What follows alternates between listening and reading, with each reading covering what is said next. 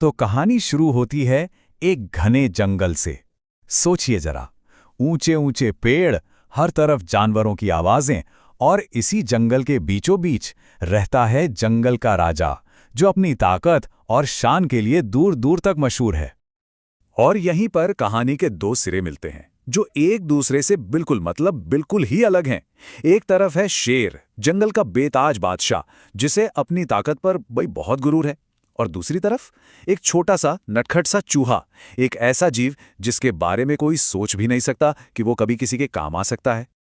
और फिर एक दिन अचानक कुछ ऐसा हुआ जिसके बारे में किसी ने सोचा तक नहीं था। इन दोनों की पहली बार मुलाकात होती है, और ये मुलाकात जंगल के राजा के लिए एक इम्तिहान की तरह थी, उसके रहम का इम्तिहान।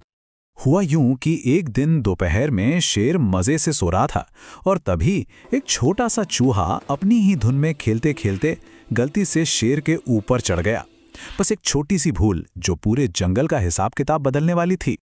बस फिर क्या था, शेर की आंख खुली और उसका पारा 7वें आसमान पर पहुंच गया। वो इतनी जोर से दहाड़ा कि पूरा जंगल हिल गया। उसकी दहाड़ में गुस्सा था और एक साफ चेतावनी भी कि जंगल के राजा को परेशान करने की हिम्मत किसी में नहीं। अब बेचारा चूहा डर के मारे कांप रहा था, लेकिन उसने हिम्मत नहीं हारी। उसने बड़ी होशियारी से अपनी जान बचाने की सोची। उसने राजा से माफी मांगी और साथ में एक वादा भी कर दिया, एक ऐसा वादा जिस पर उस समय हंसी ही आ सकती थी। और शेर का रिएक्शन, उसे तो हंसी आ गई। तू और मेरी मदद करेगा, ये सोचना ही उसके लिए मजाक था।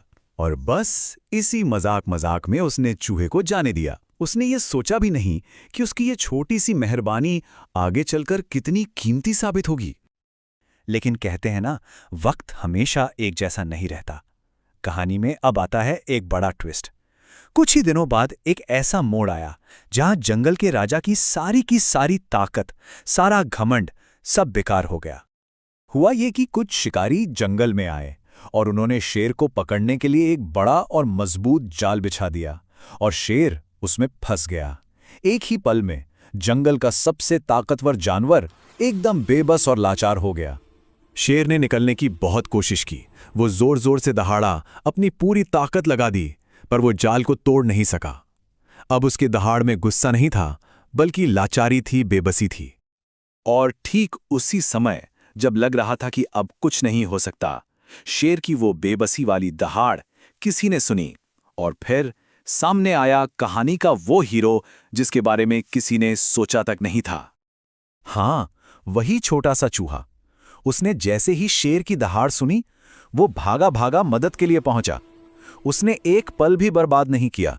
अपने तेज दांतों से कुतर कुतर कर जाल को काटना शुरू कर दिया, और कुछ ही देर में जंगल का राजा आजाद था। बस इस एक घटना ने सब कुछ बदल कर रख दिया। ये सिर्फ जान बचाने वाली बात नहीं थी, ये तो एक बहुत गहरी दोस्ती की और एक बहुत बड़े सबक की शुरुआत थी। उस दिन शेर की आवाज में घमंड नहीं, बल्कि इज्जत थी।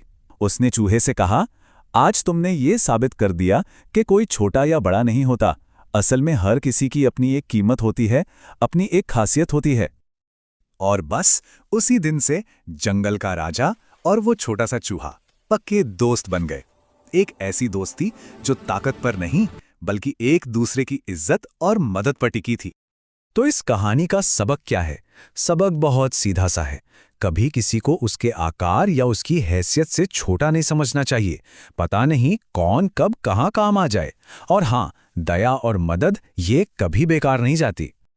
तो आखिर में हम सब के लिए एक सवाल कि ताकत का असली मतलब क्या है? क्या वो जो शेर के पास थी, या वो जो चूहे ने दिखाई?